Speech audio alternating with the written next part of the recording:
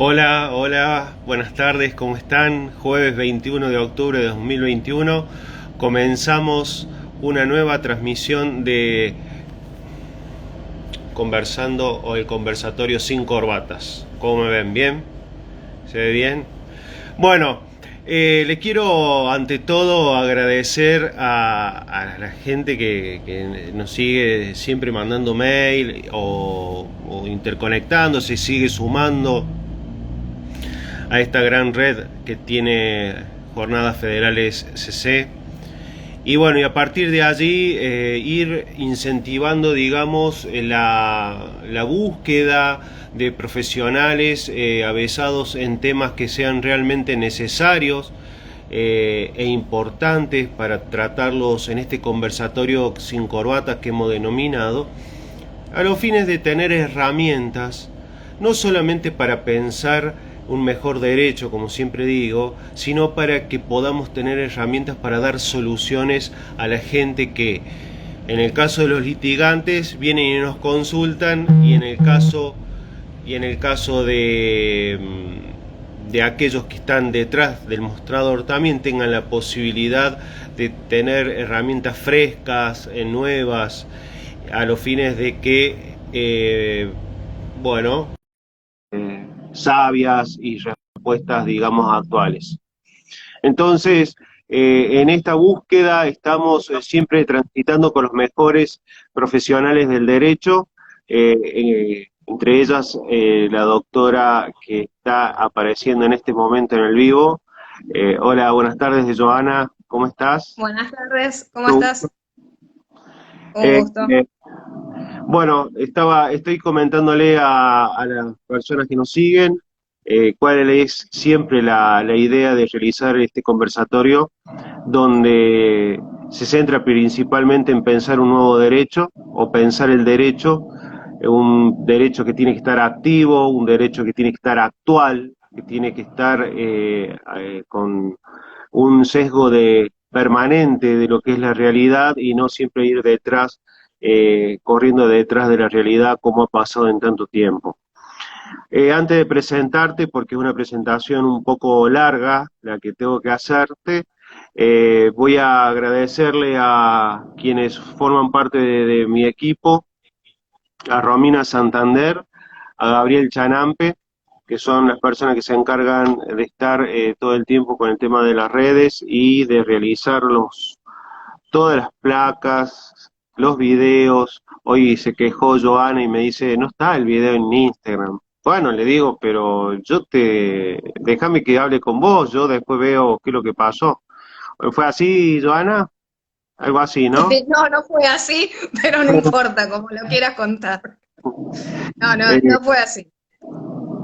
Eh, Les quiero comentar que el próximo jueves 28 de octubre va a estar con nosotros el profesor Gabriel Ventura, profesor de Córdoba, de la Universidad de Córdoba, que vamos a hablar de prescripción y usucapión. Prescripción adquisitiva y usucapión. Eso va a ser el próximo jueves a las 20 horas. Y por último le quiero mandar un saludo a la gente de confección de indumentarias deportivas, Sor Yuk, que hoy me estuvieron, bueno, comentando algunas cuestiones que hacen al normal desenvolvimiento de una pequeña pyme que le está dando para adelante. Bueno, formalmente le doy la bienvenida a la doctora Joana Caterina Faliero. Ella es doctora en Derecho con tesis doctoral distinguida en protección de datos personales de la Facultad de Derecho de la Universidad de Buenos Aires, especialista en Derecho Informático, con programa de actualización en Derecho del Consumidor profundizado y abogada en Derecho Empresarial y Privado de la misma Casa de Estudios, directora del programa de actualización en Data Governance, Data Compliance, Infosec y Ciberseguridad de la Facultad de Derecho de la Universidad de Buenos Aires. Es directora del posgrado en Derecho a la Protección de los Consumidores y Usuarios, Problemáticas Modernas y Aspectos Estratégicos de la Facultad de Derecho de la Universidad de Palermo. También es profesora titular de la materia de régimen legal de datos, de la especialización en criptografía y seguridad teleinformática y la maestría en ciberdefensa de la UNDEF. profesora titular de Derecho en el Ciberespacio del curso básico de capacitación en ciberdefensa de la Escuela Superior de Guerra Conjunta de las Fuerzas Armadas, Instituto en Ciberdefensa, profesora de grado y posgrado en la Facultad de Derecho de la UBA, de la Universidad de Palermo, de la Universidad del Salvador. ¿Está bien eso? Universidad del Sí, Salvador. sí. USAL, Facultad. UCA. ¿Cómo? Sí, sí, de la Sí, USAL, de la Universidad Católica facultad Argentina también, de varias. y también de la Facultad de Ingeniería de la UCA y de Educación Legal Ejecutiva de la UTDT. ¿Qué es UTDT, doctora? La Universidad Torcuato Di Tella.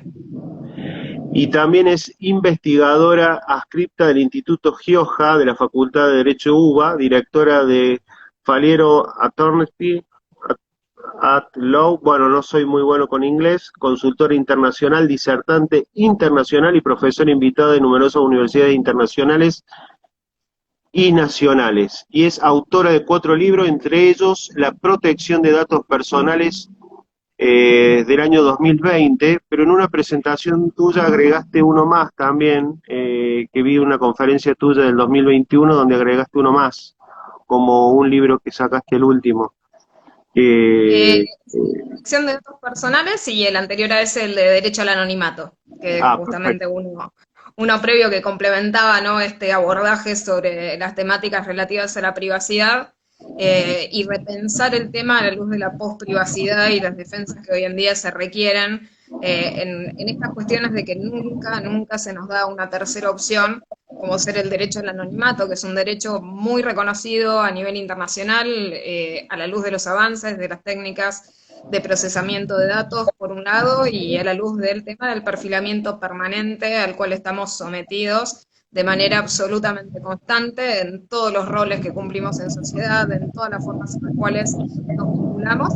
Y esto lleva al tema de que nosotros tenemos que tener reconocidos ciertos derechos de protección en materia de privacidad y que tal vez los lineamientos clásicos por los cuales se ha protegido históricamente la privacidad a la luz de estos avances no van a ser suficientes y es por eso que se necesitan nuevos sistemas protectorios como ser el reconocimiento del anonimato. Si nosotros en lo jurídico a veces nos posamos, ¿no?, en la visión que se tiene, a veces en muchas oportunidades sesgadas sobre lo que significa el anonimato, tenemos este problema de que hasta en algunos lugares cualquier cuestión relativa a la utilización de servicios de privacidad avanzada o la utilización de servicios relativos al anonimato es mal vista y hasta es considerado, tal vez en algunos supuestos, ilegal. Y esto no puede ocurrir, por lo menos en los tiempos en los cuales nos encontramos, necesitamos mejorar nuestra defensa de la privacidad y por eso el reconocimiento del anonimato como un derecho humano fundamental de nuestra era digital. Y a la luz también de los avances regulatorios que hay a nivel internacional y en los cuales se compatibiliza la congruencia interna de reconocer un derecho de este estilo. Es decir, muchas veces, tal vez con esquemas anteriores, la privacidad tenía un enfoque mucho, mucho más conservador sobre qué se podía hacer sobre nuestros datos y qué potestades teníamos nosotros sobre ellos. Hoy en día el reconocimiento de ese autogobierno que tenemos que tener sobre nuestros datos incluye el derecho, por ejemplo, a que no se recopilen datos sobre nosotros, a que no se procesen datos sobre nosotros, a que no se almacenen, que no se distribuyan, que no se cedan y otras cuestiones. Y entre esto está el derecho a ser anónimos, ¿no? Algo que Doctora, en las agendas digitales está muy eh, presente. para nosotros los puntos que vamos a tocar, entre ellos el que estamos hablando de la protección y la privacidad de los datos personales en la era digital, te pregunto, en Argentina, ¿estamos en qué situación legislativa con respecto a la privacidad y protección de nuestros datos? ¿Cómo estamos? Lamentablemente, a ver, la foto que tenemos a nivel local de cuál es nuestro punto desde lo legislativo, es que nosotros todavía tenemos vigentes un régimen de carácter histórico, nuestra ley 25326, la ley de protección de datos personales. En vano está empezar a destacar, ¿no?, que tiene ya muchos años, que ya ha superado, ¿no?, la mayoría de edad y demás. Pero una de las cosas destacables del régimen histórico que nosotros tenemos en protección de datos personales es que a los efectos sustanciales y principiológicos en la materia de protección de datos personales incluye el reconocimiento de principios y de derechos que son basales y que han sido siempre congruentes a la hora del abordaje sobre la regulación protectoria en materia de datos personales. Esto, ¿cuál sería, no, por lo menos la foto de esa regulación de carácter histórico? Que si bien no se encuentra actualizada, sin perjuicio de esa falta de actualización, no es incongruente a los estándares protectorios vigentes. Este es el motivo principal por el cual sigue sirviendo, más allá, ¿no?, de la falta de actualidad o de la vigencia de algunas cuestiones que se podrían introducir en ese cuerpo normativo, que restarían ser introducidas y demás, sigue siendo útil a los efectos protectorios, por lo menos similares respecto de los principios protectorios más clásicos. Ahora, la observación que uno puede hacer de carácter absolutamente crítico respecto del intento de reforma que ha habido aquí a nivel local en materia de protección de datos personales, la foto que puedo darte desde la perspectiva de la especialidad es que agradecer que no se ha reformado esta regulación histórica a la luz de los defectos que contenían los proyectos de reforma de la Ley de Protección de Datos Personales. Es decir, nosotros tenemos muchos proyectos de reforma de la Ley de Protección de Datos Personales, la gran mayoría de ellos, es decir, aproximadamente más de 100 proyectos de intentos de reformas parciales, es decir, aquellos que tal vez únicamente tocando algunos puntos de la regulación histórica buscaban la modificación, ¿no?, del espíritu del texto de la norma. Y en realidad tenemos tal vez 3 proyectos, por lo menos en el devenir de los años, que han procurado la reforma integral del régimen protectorio en materia de datos. El primero de ellos ha sido este proyecto de reforma que fue enviado al Congreso en septiembre del año 2018. Este fue producto de la labor de las sugerencias y aportes recolectados por la entonces Dirección Nacional de Protección de Datos Personales, que generó un documento supuestamente con aportes de carácter federal de las preocupaciones que existían en la materia de protección de datos personales. Pensemos este proceso también cronológicamente paralelo con la entrada en vigor y la sanción del RGPD o GDPR, que es el Reglamento General de Protección de Datos Personales de la Unión Europea, el que vino a reemplazar la Directiva 9546. En este proceso paralelo que se intentó sacar con esta redacción del anteproyecto en verano del 2017, de la segunda versión del anteproyecto, y el proyecto contenía serios defectos y serias preocupaciones en materia del ámbito de la protección de datos personales. Era un proyecto que uno podría ver que cosméticamente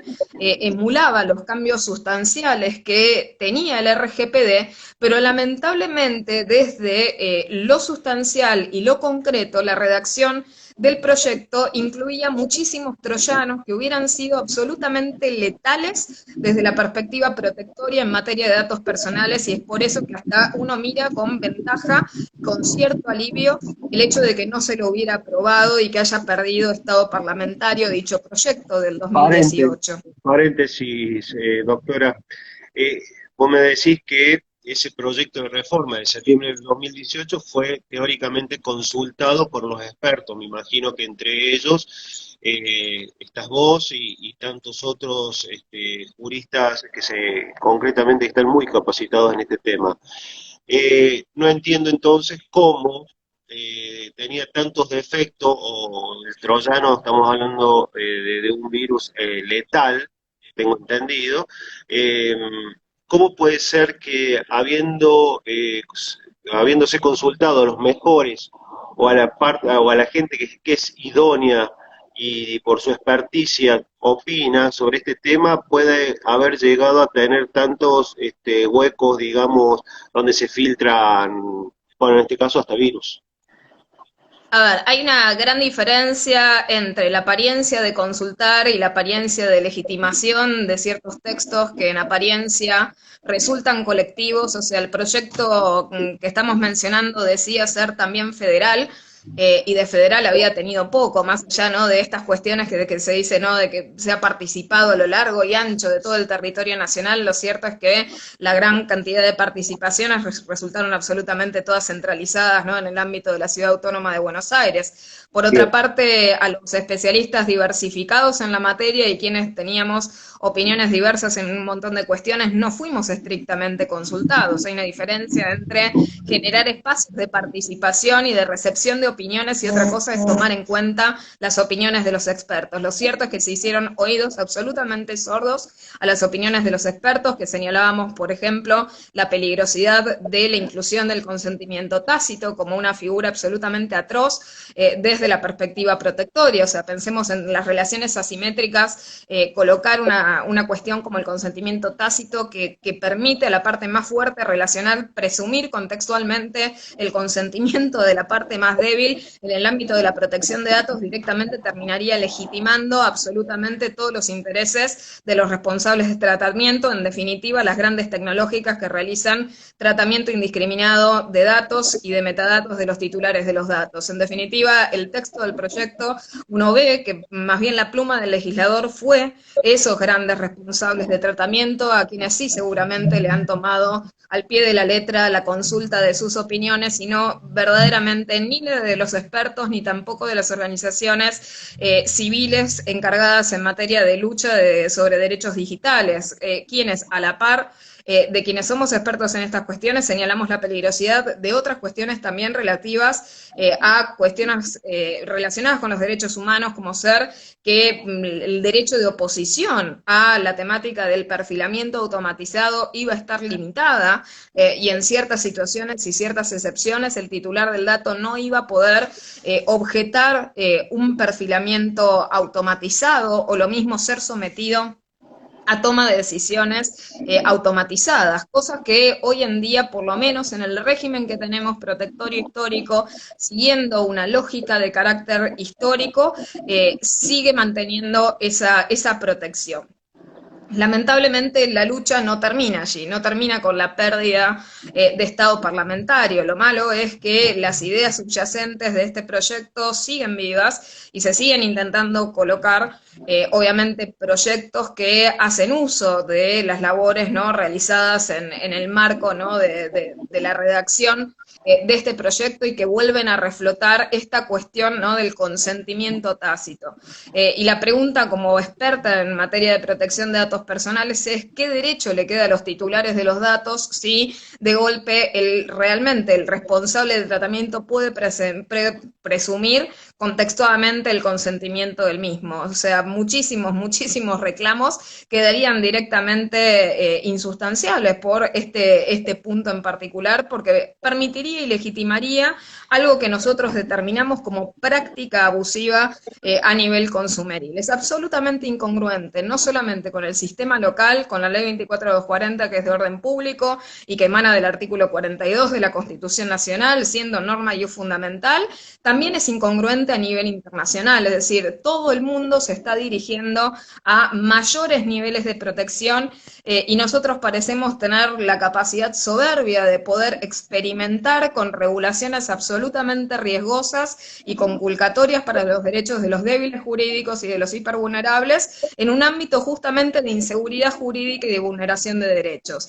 Creo que es un tema que no nos deberíamos permitir, y en este sentido realmente las decisiones que se toman al respecto de estas cuestiones, como vos decís, más allá de, ¿no?, de consultar a los expertos, acá el otro gran actor que no fue consultado es el pueblo. Es decir, son procesos en los cuales la participación de la ciudadanía es absolutamente limitada. Es decir, no se ponen sobre la agenda estas cuestiones que terminan siendo muchas veces aprobadas a los apurones, simplemente por ya sea la necesidad política, por la oportunidad o la conveniencia de un determinado momento, y lo cierto es que se pierde la oportunidad de que la gente tome conciencia de estas cuestiones, que tome conciencia de que la privacidad vale, que sus datos valen, de que si no hay consentimiento no deberían procesar sus datos, de que tienen la capacidad y la oportunidad de oponerse, de ejercer su autodeterminación informativa, de que tiene capacidad de elegir, porque la gente hoy en día se siente forzada y está directamente, como decirles, castigada por un ecosistema que punitiviza de manera preventiva la privacidad. Hay una suerte de estigmatización sistémica y sospecha simbólica sobre lo que es la privacidad. De la misma manera que se ha inflado el tema de la transparencia como un valor loable respecto de cuestiones relativas a, no sé, los actos de gobierno y a la cuestión de la información de interés público, no podemos colocarle la misma presión sobre la publicidad y la transparencia de la información privada de la ciudadanía. Tenemos un problema cada vez más creciente de que a la gente se le exige mostrar, se le exige exhibir sus datos, se le exige cada vez más registros que jamás se olvidan, es decir, todo lo que queda alguna vez registrado deja trazas. Y el problema está luego en cómo se procesa esa información, cómo se transmite, cómo se la resguarda, quiénes tienen acceso a la misma, y genera un montón de riesgos que las personas muchas veces no vislumbran hasta que no tienen muy cercanos. Y este es un problema cada vez más creciente. La pandemia nos mostró tal vez la foto más oscura de estas cuestiones en las que las personas por estar aisladas tuvieron una suerte, como decirles, de digitalización forzada, fueron lanzadas ¿no? al ciberespacio de manera forzada por el aislamiento, pero sin haber tenido una educación en todos los niveles educativos de los principios, los derechos que les corresponden como titulares de los datos, la importancia de ese consentimiento y de la información en materia de procesamiento de datos personales, y se están perdiendo oportunidades capitales, porque toda esa gente que mencionaba en la pandemia fue lanzada directamente a un ecosistema que es naturalmente riesgoso. Tanto el ecosistema digital, Internet, como el procesamiento naturalmente de datos personales y las bases de datos son actividades inherentemente riesgosas. Y es en este sentido que, al no educarlos previamente, directamente a la gente le está sometiendo a una amenaza, a un riesgo que sabemos que se va a materializar. Y las cifras lo han reflejado, es decir, gente no educada en medios digitales sufre estafas, por ejemplo. Y esto es algo absolutamente natural. La gente que no tiene educación en materia de protección de datos personales va a brindar sus datos de manera irrestricta, va a creer que tiene la obligación de brindarlos, va a creer que está compelida a brindar y a exhibir su información. Y esto es algo muy riesgoso, porque nosotros tenemos que entender que esa información es valiosa y una vez que se la exhibe, se pierde control sobre la misma. Bueno, Los peligros a los cuales estamos sometidos son muchísimos, son cada vez más grandes y más riesgosos. Entonces, en este sentido, bueno, no perdamos las oportunidades que tenemos de legislar y de legislar bien. Yo tengo un temor muy, muy firme sobre esta cuestión del oportunismo político respecto de estas regulaciones que muchas veces son postergadas, obviamente, porque hay situaciones más urgentes que ameritan desde ya el tratamiento prioritario. Tal ha sido el caso, ¿no?, de la pandemia, tal ha sido el caso, ¿no?, de la crisis económica en su momento, pero lamentablemente esto lleva a que en ciertos momentos tal vez se apresure la sanción de ciertas regulaciones sin tomar el resguardo debido sobre las mismas y recurriendo tal vez a cuestiones reiterativas de errores del pasado, que esto no puede ocurrir. Es decir, no podemos reciclar proyectos que no funcionaron en otra época porque en el futuro no solamente no van a funcionar, sino que encima son viejos. Es decir, ya son malos y viejos, ¿no? ¿Hay algún proyecto conectado parlamentario en el Congreso en este momento que vos sepas? Hay dos, pero lamentablemente, bueno, como les digo, el contenido es muy, muy similar y ambos tienen directamente el mismo tipo de matiz desde el punto de vista protectorio. Por lo ¿Cómo, tanto, cómo sí, se, sí. cómo se hace con una legislación como esta, donde todos los días, en virtud del crecimiento y del avance de la tecnología, cada letra que vos vayas poniendo en una ley puede ir quedando vieja en el mismo momento que esté siendo votada? Es decir, si bien hay parámetros que son absolutamente formales y comunes, como bien lo han establecido, lo que has dicho, con respecto a los principios y derechos basales que tiene nuestra ley de protección de datos personales. Si bien existe eso, también hay situaciones que en el mismo momento se va volviendo viejo. Por ejemplo, si nosotros quisiéramos tratar una ley actual, ya, urgente, en estos días, posiblemente cuando se vote, ya en el mundo estemos avanzando sobre otro tema. ¿Cómo considerás que realmente vamos muy atrás, más allá de que estemos detrás? Bien. En este tema de la legislación con algo que va todo el tiempo creciendo y tan rápido de cambio, es una cuestión también para tenerlo en cuenta. ¿Cómo lo consideras que debería ser tratado? Yo en esto tengo una visión positiva, que es el hecho de que podemos aprender comparativamente de los errores y del testeo que se ha realizado a nivel internacional de los cuerpos normativos que han tenido vigencia desde 2018. El ejemplo está en que nosotros podemos aprovechar proactivamente esta desventaja, tal vez geopolítica y mismo desde el punto de vista regulatorio, de llegar tarde a la regulación. Podemos aprovecharla utilizando los aprendizajes y las enseñanzas que nos ha dejado la vigencia de los regímenes más avanzados. Pensemos que nosotros podríamos encaminarnos, en vez del ahogamiento de decir llegamos tarde y tenemos algo obsoleto, podríamos aprender absolutamente de estos años de entrada en vigor del GDPR, de las cuestiones que se han observado en la Unión Europea, de cómo la regulación, por ejemplo, japonesa ha logrado ser un país adecuado conforme al RGPD. Es decir, nosotros, por ejemplo,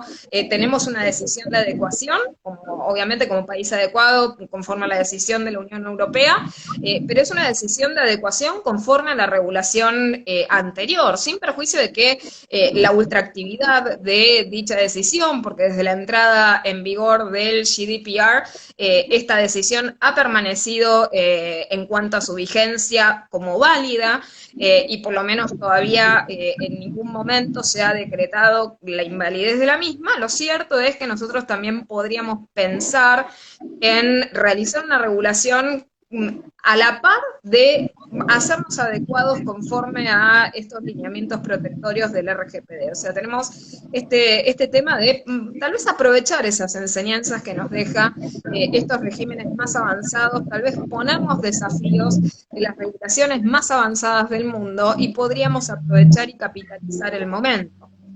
Realmente es un momento de muchísima necesidad a nivel regulatorio internacional. No es una ventaja, por lo menos, tener ecosistemas protectorios débiles.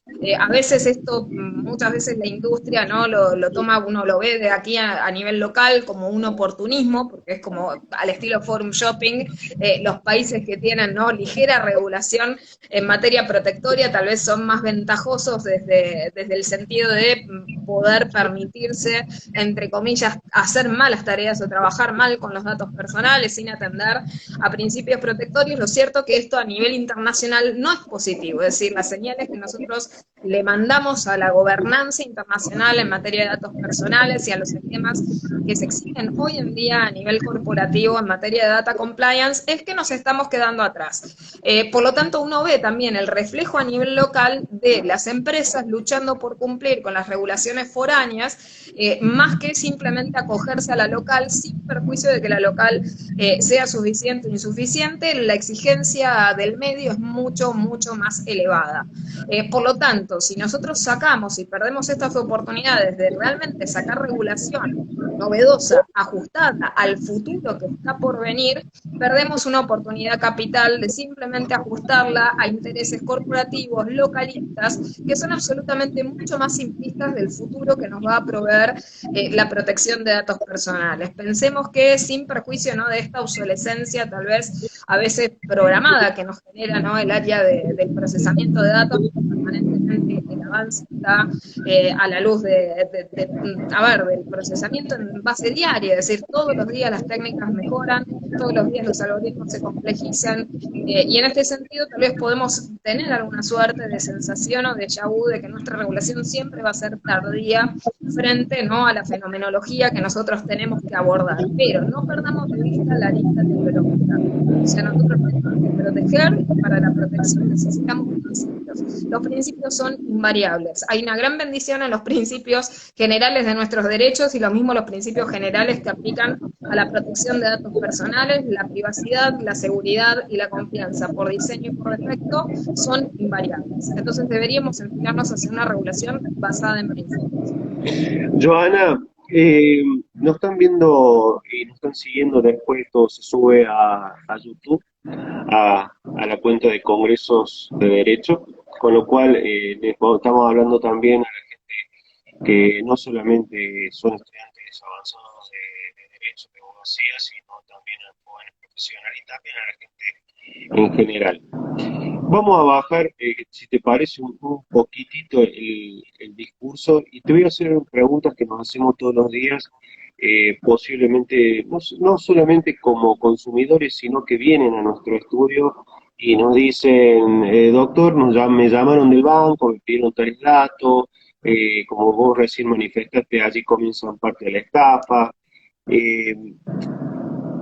Hay registros de deudores muy conocidos, donde si uno está, tampoco podés tomar crédito y parece que desaparece el sistema financiero.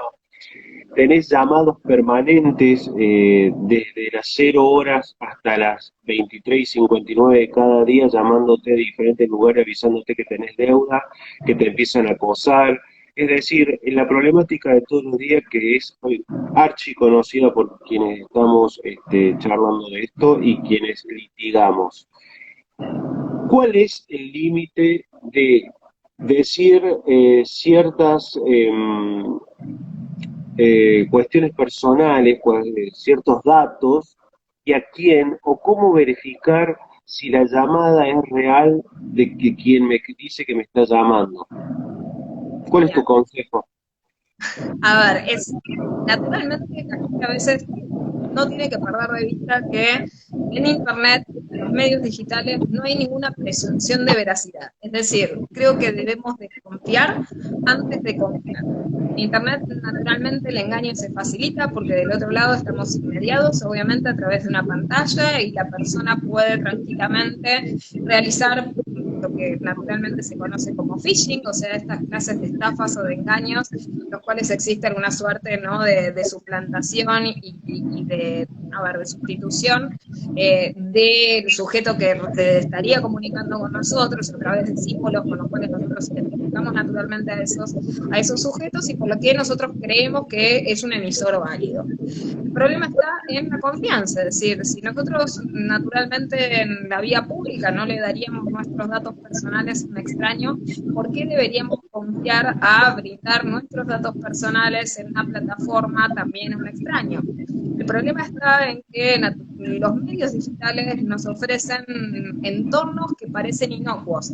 En términos generales, la persona se siente segura, tienen mucha apariencia de seguridad, son orgánicos y son fáciles de utilizar, por lo que la persona no ve, no vislumbra la amenaza, de una forma muy patente. Entonces, si nosotros recibimos algún tipo, ¿no?, en el caso de medios telefónicos, siempre verificar quién es el que se está contactando con nosotros, si este contacto fue solicitado o no fue solicitado, si previamente este es el canal tradicional con el cual nosotros nos comunicamos naturalmente con dicha entidad.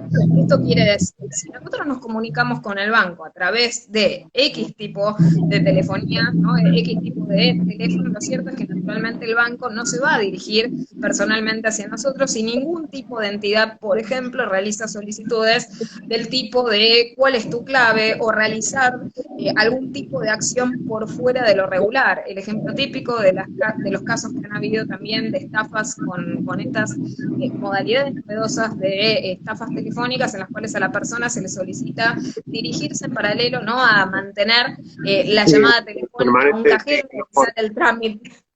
Esto absolutamente quita, ¿no?, la naturalidad del medio. O sea, las empresas no se van a comunicar con nosotros a través de vías de comunicación que estas mismas no predispongan. Siempre comunicarnos con los canales tradicionales, siempre comunicarnos a los links a los cuales nos estamos dirigiendo y verificar esos vínculos, o sea, no recibir vínculos que nosotros entendamos que no son seguros, es decir, esto lo podemos comprobar fácilmente en el explorador, pero entender que simplemente esa verificación ni siquiera basta. Lo cierto es que nosotros debemos tomar todas las precauciones debidas, es decir, no cliquear en vínculos no solicitados, no brindar información a través de canales no tradicionales, solamente comunicarnos por las vías oficiales de comunicación con las empresas con las cuales nosotros nos vinculamos. Y después tenemos una problemática muy recurrente que también en pandemia se ha visto incrementada, que es el hecho de que también los consumidores y usuarios ven en las redes sociales y ven en los foros, ¿no?, en los foros digitales un nuevo mundo de expansión de las reclamaciones. Y lo cierto es que esto también es utilizado de manera oportunista por quienes son ciberatacantes, porque ven que una persona declara ser usuaria de tal banco, por lo tanto es más fácil realizar, como decirles, esa primera etapa de ingeniería social respecto de la víctima de ese fraude para acercarse a la misma. Por lo tanto, mágicamente la persona recibe la comunicación de ese atacante a través de otro medio diciendo de que había recibido su reclamo y que se dirigía para resolverlo. Entonces, no hay que confirmarle por ninguna vía los datos a nadie, por canales obviamente de carácter no tradicional, por vías que no son las usuales. Es decir, las comunicaciones tenemos que requerirlas nosotros, es decir, si no parten unilateralmente de nuestra parte, sospechar, y de última, siempre, siempre al usuario también lo salva la extrema prudencia, es decir, en el caso de que tal vez alguna empresa, algún banco haya bajado, por ejemplo, la guardia y tal vez realice cuestiones que son inseguras con los usuarios, como también hemos visto, ¿no?, en pandemia, que algunas entidades bancarias, por ejemplo, habilitaron esta red Instagram y tuvieron que volver hacia atrás, por la facilidad que tiene de suplantación, ¿no?, los perfiles y la generación de perfiles falsos de las entidades por ciertas redes sociales. Bueno, por más que ellos bajen la guardia, nosotros como usuarios, como consumidores, no debemos hacerlo, no debemos sentirnos seguros, porque cuando perdemos el control de nuestros datos, como les decía antes, lo perdemos para siempre. Entonces, mantener un dominio estricto sobre nuestra privacidad, sobre nuestra seguridad, manejar de manera segura la gestión, lo que se llama la gestión de claves, la gestión de nuestras contraseñas, actualizarlas periódicamente, conservarlas de manera segura, ¿sí? Esto significa no, como siempre a veces sucede, tenerlas exhibidas en algún lugar o tenerlas disponibles en algún documento que no se encuentre encriptado, porque de esa manera puede llegar a ser accesible por cualquiera. Y mantener también la seguridad de nuestros dispositivos móviles, la configuración de privacidad y seguridad de nuestros dispositivos móviles y de las redes en las cuales nosotros navegamos. Porque también otro punto de acceso para los ciberdelincuentes también son las redes, ya sea hogareña o donde nosotros conectamos y confiamos también nuestros datos y nuestros accesos en las mismas. Entonces, tener mucho cuidado con esto, sospechar siempre, actuar con extrema prudencia y entender que en Internet justamente no tenemos esa obligación de veracidad permanente. Entonces, en las redes sociales, volcar el mínimo de información privada posible, es decir, al menos tener, como decirles, conciencia de elegir qué perfiles mantenemos, con qué configuración y con qué finalidad volcamos dichos datos o dicha información. Entender que cuanto más material sensible o personal volquemos, más en riesgo estamos y también ponemos en riesgo a los nuestros, ¿no? Joana, hay cantidad de llamados que se hacen principalmente de números de Buenos Aires, donde ciertos smartphones establecen ya que puede ser un fraude. Sin embargo, más allá de que uno puede después buscar ese número y ver bien de dónde viene o por qué fue denunciado por fraude, porque uno puede chequear eso en Google, te hago una pregunta. Se utiliza mucho la compra digital, donde terminas poniendo los tres números de tu código de seguridad. ¿Hasta dónde puede llegar, digamos, porque yo confío, suponete, no sé, en comprar por un mercado, comprar cosas, y siempre tengo que poner la tarjeta. Nunca tuve problemas, llegan las cosas, está todo bien. Pero, ¿quién puede chupar esos datos? Porque a mí lo que me interesa es justamente esos tres números, el código Bien, de aquí seguridad. el problema está en, primero, verificar si uno se está metiendo en un sitio que es seguro, o sea, verificar que existe justamente, ¿no? En el explorador el candadito, ¿no? O que estamos en un sitio HTTPS. En este sentido, tampoco esto vale, porque hoy en día también los ciberatacantes se conducen a través de estos sitios y muchas veces tal vez imitan a veces, ¿no? Las direcciones de los sitios con los cuales nosotros estamos familiarizados. Por lo tanto, únicamente realizar compras, ¿no? Sobre aquellos sitios que no solamente encontramos validados, pero sino que también son conocidos a nivel reputacional y por la confianza de los consumidores y de los usuarios. Entender que también nos tenemos que dirigir con cuidado en esto, es decir, muchas veces los usuarios, los consumidores electrónicos, tienen esta sensación que se resume en esta frase que vos dijiste recién de no me ha pasado nada y está todo bien. Eso no es una muestra de que no pueda pasar o que a futuro ese mismo sitio no pueda generarte algún problema o que alguna vez tengas algún problema relacionado con lo que sucedió en ese sitio y tal vez vos no lo relaciones con lo que sucedió en ese entorno, creas que viene o que proviene de, como decirles, de algún otro lugar.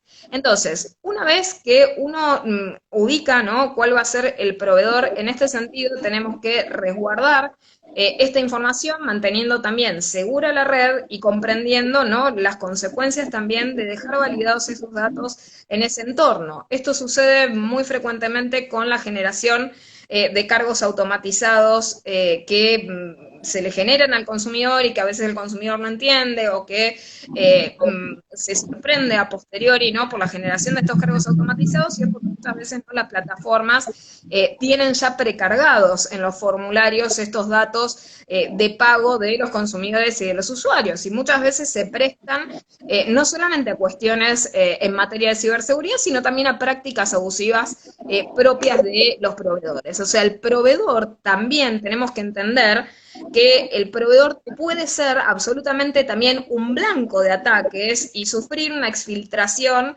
de los datos que tienen sobre nosotros. Entonces, nos estamos doble exponiendo, no solamente por las redes que utilizamos, si la red es insegura, si el ordenador, por ejemplo, es compartido por una cantidad indeterminada de usuarios, el ejemplo típico, ¿no? El ordenador doméstico en el cual pasa uno, pasa a sus hijos, pasa a los amigos de sus hijos, pasa, ¿no? Todo un mundo de gente y a veces esto se encuentra absolutamente desregulado y no sabemos de dónde vino la fuga de los datos o de dónde vino, ¿no? La exfiltración de esa información, pero pudo haber sido por cualquier usuario que tenía acceso, ¿no? Al dispositivo.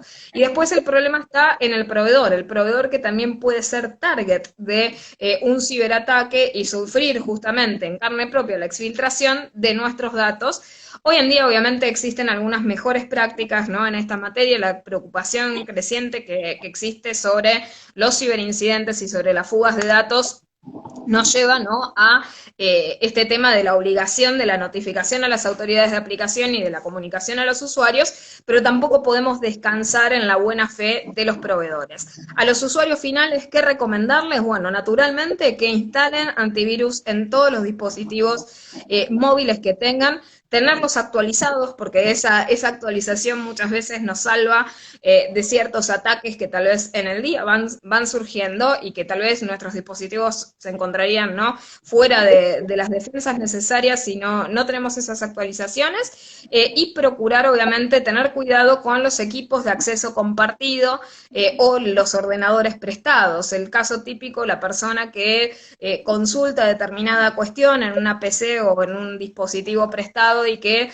luego de realizar esa consulta no realiza, como decirles, la limpieza de todos los datos que ha dejado en el mismo, sin perjuicio de que también pudo haberse sujetado, ¿no? A alguna suerte de riesgo por si existía, no sé, un keylogger en la máquina que le prestaron. Por lo tanto, utilizar las computadoras propias, si uno utiliza, ¿no? Cualquier otro tipo, ¿no? de dispositivo, realizar el borrado pertinente de las cookies, del historial de navegación, de la conservación de las claves si es que por accidente permitió que se conservaran o se registrara alguna de las claves, ¿no?, que utilizaba, y prevenir antes, ¿no?, obviamente, que tener que abordar estas problemáticas que, como uno dice, cuando ocurren pueden ser absolutamente letales, es decir, las personas que sufren las consecuencias de estos ciberataques son las que dan cuenta de lo cuán físicos pueden llegar a ser estos ataques que pasan en lo virtual. Por supuesto que en cada ciberataque hay un gran negocio, ¿no?, que se esconde detrás.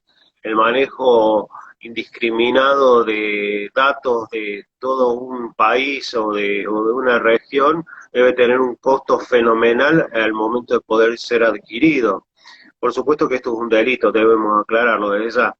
Hemos tenido en Argentina ciberataque donde se ha visto en juego los datos personales de los ciudadanos que habitan en nuestro país, ya sea a nivel bancario, a nivel de seguridad, que pueden llegar a afectar hasta la seguridad nacional. ¿Hubo algún hecho de esta naturaleza? En todos los países, y Argentina no es tal vez extraño a esto, en todos los países hay ciberataques de manera permanente y absolutamente constante. Las fugas de datos, las fugas de información, los ataques con ransomware, los ataques de denegación de servicio y otros tipos de ciberincidentes son una realidad absolutamente constante en el medio digital. Lo que nosotros tenemos que dar cuenta no es que estos ataques existan dentro del país, porque permanentemente hemos tenido casos de exposición, muchas empresas de renombre y conocidas han tenido exfiltradas sus bases de datos en el mercado negro, producto de ataques con ransomware. Lo mismo ha sucedido también a dependencias y organismos del Estado, lo mismo ha sucedido por desperfectos en materia ya sea de seguridad o de desperfectos desde el punto de vista de la programación funcional de bases de datos. A veces se han exfiltrado o exhibido algunos tipos, ¿no?, de bases de datos o algunos registros, y en particular tenemos ciberincidentes que son conocidos, ¿no?, en base diaria, ya sea que tengan como protagonistas al Estado, alguna dependencia del Estado o alguna o varias empresas. Es una realidad absolutamente diaria. Aquí lo extraño sería no tener ciberataques. Y máxime cuando tenemos una preocupación muy, muy fuerte en materia de seguridad a nivel local que redunda en que nosotros, por lo menos en nuestra regulación de lo que respecta a las medidas de seguridad, lamentablemente nos han dejado con una disposición, o sea, con la resolución que vino a reemplazar la disposición 11 del 2006, que es la resolución 47 del 2018 sobre las medidas de seguridad en materia de tratamiento de datos personales, que nos establece recomendaciones. Y aquí colocar realmente regulación en materia de medidas de seguridad que simplemente nos recomiende determinadas acciones que realmente son, como decirles, la básica de la industria desde los años 80, o sea, cualquiera que haga gobernanza de datos desde fines de los años 80 sabría que las medidas de seguridad que nosotros tenemos son absolutamente genéricas, deberían ser cumplidas por todos y deberían ser exigibles. El problema está en que nosotros colocamos un montón de medidas de seguridad y todas ellas son recomendaciones, son ejemplos meramente enunciativos que se pueden adoptar o no adoptar, y eso no incentiva a tener un ecosistema con medidas de seguridad elevadas, con medidas de seguridad de punta, donde realmente se conciba a la ciberseguridad como un tema de inversión y no como un gasto, sino como un valor agregado para los consumidores, para los usuarios y para los titulares de los datos. Ese es un gravísimo problema. Sobre los incidentes vamos a seguir teniendo noticias, es decir, las cosas que vemos a diario y que hemos visto, no sé, esta semana y las semanas anteriores, son simplemente noticias y van a seguir habiendo más de estas noticias porque los ciberatacantes no se van a detener. El punto es que nosotros nos tenemos que defender contra esto y tenemos que obviamente tomar la seguridad por las astas y empezar a trabajar en pos de la seguridad por diseño y por defecto. Esto quiere decir que en todos los sistemas, en todas las bases de datos, sean actores los actores privados, sea el Estado o sean las empresas o las corporaciones, los responsables de tratamiento, la primera opción tiene que ser la seguridad, y la seguridad tiene que ser la alternativa por default frente a la configuración de cualquiera de estos sistemas o cualquiera de estas bases de datos. Hasta que no entendamos que la seguridad es realmente un bien jurídico que nosotros tenemos que enfocarnos en proteger, vamos a seguir sufriendo de estas consecuencias, y estas consecuencias van a seguir siendo cada vez más letales porque los ciberincidentes con el paso de los años van incrementando el costo. Es decir, en relación con el año pasado, ya directamente las fugas de datos, según el último informe y el reporte que hizo el Instituto Ponemon de IBM en materia de data breach, los data breach ya cuestan un 10% más del año pasado y superan los 4 millones de dólares el incidente promedio, tanto para ransomware como para fuga de datos. Y esto no es algo menor. Nosotros en Argentina, por ejemplo, no tenemos cifras, o sea, yo esto lo digo insistentemente, no tenemos cifras, pero no es porque aquí los datos valgan menos, sino porque simplemente no nos hemos detenido a estudiar cuál es el pasivo que nos deja el tener una mirada tan promiscua sobre la seguridad de la información, la seguridad de nuestros activos críticos, la seguridad de nuestros datos personales. El día que tengamos más claridad sobre estos números, vamos a poder tener un poco, alguna cierta noción sobre el daño que le estamos haciendo a la seguridad. Ahora simplemente podemos mirar hacia afuera y ver de lejos un poco cuáles serían esos reflejos, ¿no?, del pasivo que se genera cada vez que sufrimos un golpe en materia de seguridad. Los ciberdelitos no se van a detener, los ciberincidentes tampoco, y del mismo modo las fugas de datos y de los ataques por ransomware cada vez van a ser más y van a ser más frecuentes. El tema es que nosotros tenemos que enfocarnos hacia la evitación de los mismos. No tenemos que ser simplemente reactivos, porque ya la estrategia en materia de seguridad de la información y seguridad de datos no nos sirve la mera reactividad, sino que tenemos que ser proactivos, tenemos que ser preventivos y tenemos que ser precautorios. Tengo de acuerdo a lo que nos vas comentando, la proactividad generalmente está en las instituciones privadas, donde son los que tratan de cuidar más, porque ese consumidor es un cliente que tratan de no perderlo, obviamente. El Estado, ¿cuál es la función que está dejando de cumplir o que no está cumpliendo acabadamente en este momento? Más allá de la legislación, más allá de la legislación. El Estado... La función protectoria.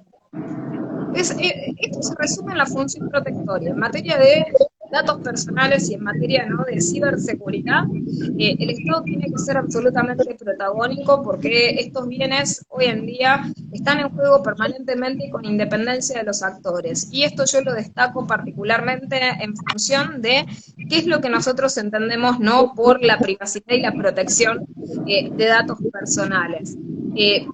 Siempre, ¿no?, nosotros desde nuestra perspectiva del lado de lo jurídico hablamos de la protección de datos, de la privacidad y de estas cuestiones, ¿no?, relativas a los derechos involucrados, siempre desde una perspectiva más individualista, es decir, lo tomamos, ¿no?, como un derecho personalísimo, humano, fundamental, pero nos referimos, ¿no?, al individuo titular del dato.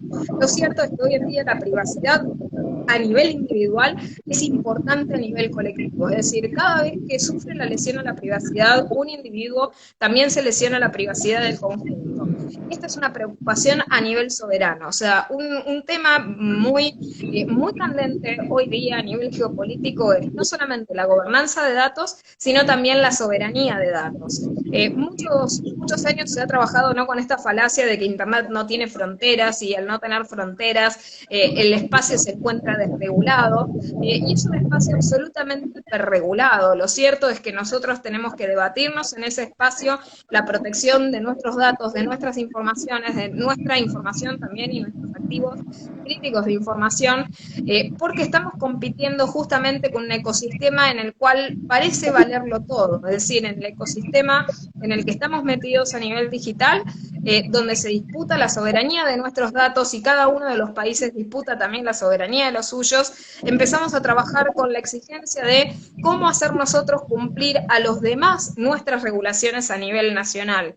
Y entonces empieza a surgir esta preocupación sobre el principio de extraterritorialidad, cosas que antes tal vez en el área de datos no estaba bastante fragmentado, de quién cumplía qué, y solamente se cumplía a nivel local, y si uno iba a un determinado estado que era más laxo en su regulación, allí podía relajarse. Lo cierto es que hoy en día la extraterritorialidad y el reconocimiento de este fenómeno de la transnacionalidad, o sea, del atravesar fronteras a través de las transferencias internacionales en materia de datos personales, reconoce la importancia de que todos, como actores importantes de este tablero, tenemos que proteger los datos. Y por todo digo, bueno, todo el Estado tiene que proteger los datos personales, no solamente por la preocupación a nivel individual, sino también a nivel colectivo. Y esto nos lleva a que mirando, ¿no?, ese gran escenario, siempre nos empecemos a hacer nuevas preguntas y nuevas preocupaciones sobre cómo se almacenan nuestros datos a nivel internacional, quién puede llegar a tener acceso remoto a los mismos, con quiénes los cedemos, con quiénes transferimos esos datos, si esos países receptores tienen niveles adecuados de protección o no. Entonces, todas estas preocupaciones que empiezan a correr, ¿no?, en el área de la protección de datos personales como consecuencia natural de la preocupación que debe tener el Estado en estas materias, deberían servir de suficiente motivación para afilar ese rol protectorio. No es solamente preocuparnos por sancionar. En el área de protección de datos personales, y si quieren con esto ir cerrando y concluyendo, porque a las 21 debo retirarme, en el área de protección de datos personales muchas veces no tenemos tal vez la persistencia y la preocupación sobre las sanciones de carácter pecuniario disuasorio, ¿no? Siempre se recurre, ¿no?, a este tema de creer que por el hecho de colocar más sanciones y mejores sanciones se va a disuadir el tema. Y hay algo de verdad en esto, es decir, yo coincido con que las sanciones obviamente tienen que ser actualizadas. Tenemos esta gran deuda de que las sanciones son desproporcionadas frente a los incumplimientos que se realizan. Se aplican escasas o nulas sanciones, y este es un grave problema porque la autoridad de aplicación en materia de protección de datos personales no puede ser amiga, sin perjuicio de que puede tener una relación diplomática o cordial con los responsables de tratamiento, no puede tener conflicto de intereses, y en este sentido debe castigar a los responsables de tratamiento cuando incumplen con los principios, con los derechos y con las obligaciones que manda nuestra ley. Y en este sentido, el esquema sancionatorio que nosotros tenemos es bastante pobre, porque al ser desactualizadas en cuanto al número, no llegan a ser pecuniariamente disuasorias como para que estos responsables de tratamiento se alejen de estas teorías típicas clásicas del análisis económico del derecho, que es, me conviene seguir incumpliendo porque el cumplimiento me realiza un montón de erogaciones. Entonces, naturalmente hay que incrementar, ¿no?, el valor de las multas, y hay que aplicarlas, es decir, hay que aplicarlas de manera ejemplificatoria. O sea, pensemos que en la Unión Europea se han aplicado sanciones del orden de los 125 millones de euros, y nosotros a veces discutimos sanciones de 290.000 pesos, 220.000 pesos, 200.000 pesos, ¿no?, como grandes eventos a cambio de millones de datos exfiltrados. Eso es inadmisible, absolutamente inadmisible, no solamente a nivel local, a nivel internacional nos deja en vergüenza.